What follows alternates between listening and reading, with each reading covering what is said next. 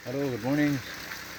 Magandang umaga po sa lahat ng mga ating taga-subaybay na manonood nitong ating video about sa ating itikan.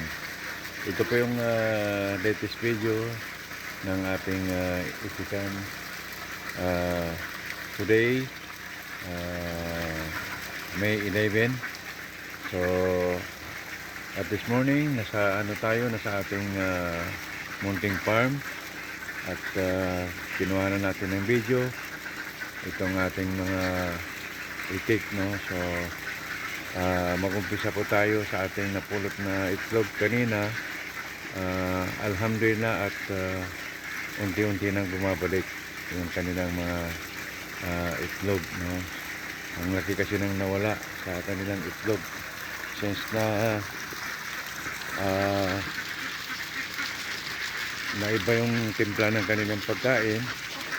So talagang 70% ang reduce ng kanilang mga itlog. So alhamdulillah, itong umaga na to ay nakabalik po tayo sa dati na umabot na tayo ng 6 na tray, pero ngayon paunti-unti na silang bumabalik na umabot na tayo ng mahigit 3 tray. So bukas inaasahan natin na dadami pa yan. So yan po yung nakuha ko kanina, nasa mahigit 3 tray na uli, no? Kumpara sa dati na talagang may isang tray lang ang binaba ang na-harvest ko tuwing umaga. So ito yung ating mga itik. Ang akala ko dito ay karamihan ay lalaki. So meron pa palang mga babae. So hindi naman siguro nagkamali yung ating pagpili, kasi meron din namang lalaki at babae. So yan po yung sa pangatlong pintuan. Ito po yung nasa gitna. Ito yung pinakauna na ating nilagay dito na itik dito sa ating munting farm, no?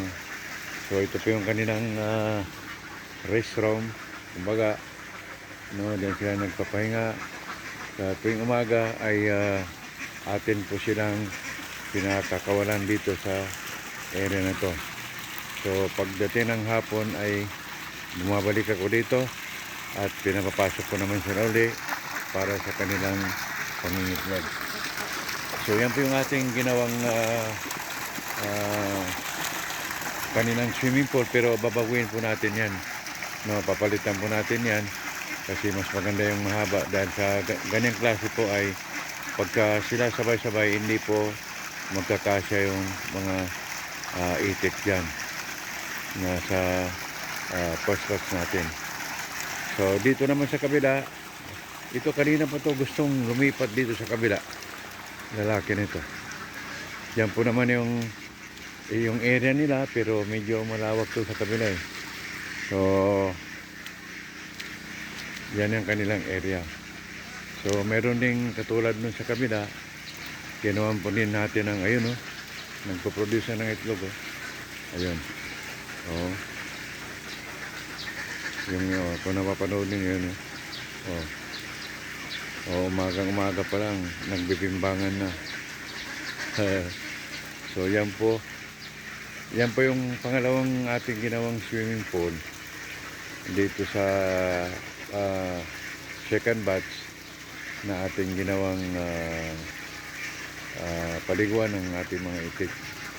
So ito po yung kanilang restroom din. Ito po yung dating ng manok, no? So yan po yung ating ginawang, meron po tayong Julian gun dito. Ito, yan po. Yan. So after nito ay mag-additional po kami ng another bahay ng itik, at maglalagay po kami inshallah ng 1,000 heads. So every now and then ay magpapahatch kami ng around 250, and then yung mga iba na naman nandun na po yung nakatambak na po yung mga kahoy dun sa kabila, atin pong binili kahapon. At hopefully by this afternoon ay umpisa natin yung groundbreaking ng ating bagong tirahan ng itik. So yan po sila. Maraming salamat po sa inyong pagtitigang manonood ng ating video.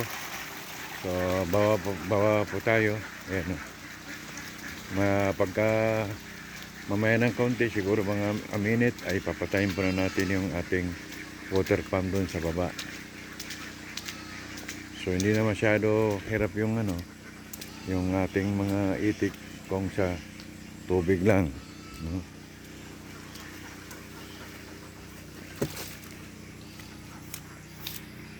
So ito po yung nasa labas ng ating itikan. Umabot na dito yung tubig. So papasadaan na natin guys yung ating area kung saan tayo magtatayo uli ng ating itikan. So nakita kasi namin dito guys, sa pag-itik ay may biyaya. Kumbaga, kung matyaga ka lang, mayroon kang anihin. So dito po natin ilalagay yung another building ng ating itik. Yan po. Itong mga saging na to ay aalisin natin dito, at dito na tayo magdudugtong. So siguro abot doon yung ating gagawing bahay ng itik. So dito tayo magdudugtong kasi nandiyan yung mga tubo. Hindi na tayo mahirapan magdugtong, no, kung sakaling matapos yung ito po yung ating binili kahapon na gagawin nating poste sa ating itik. Pero yung mga kahoy na yan ay gagawin namang muting purok doon sa labas, no? So kay bapa po yan. Naputok lang dito kahapon kasi iniwan na din sa labas. So yan po, ito na po guys yung ating gagawin bahay ng itikan, bagong bahay ng itikan. Siyempre yung mga kambing doon, pinakawalan po na natin yung ating mga manok. Hinahayaan natin silang mag-ikot sa area nito kasi nakabakod naman. Ayan, kung napapansin niyo, ating nilagyan ng tawag yan, alambre yan nasa labas, pero nilagyan na natin ng sako kasi dahil doon sa mga maliliit na manok at saka yung mga predator ay ating maharang at least.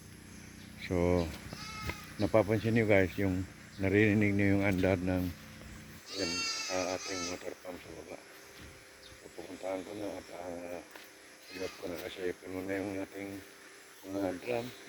Nakita niyo yung orange na yan at saka blue, at saka meron na ba isang drum dyan. Diyan po yung nagsusupply ng tubig sa kanila. So maraming salamat guys, at see you, at ingat po kayo dyan. Shout out sa lahat ng mga nanonood. Sana po ay supportahan nyo ang ating munting channel, Nani Vlog, at makakatulong po tayo sa ating mga katulad namin na naghihikaos. Maraming salamat, and see you hanggang sa sunod na video.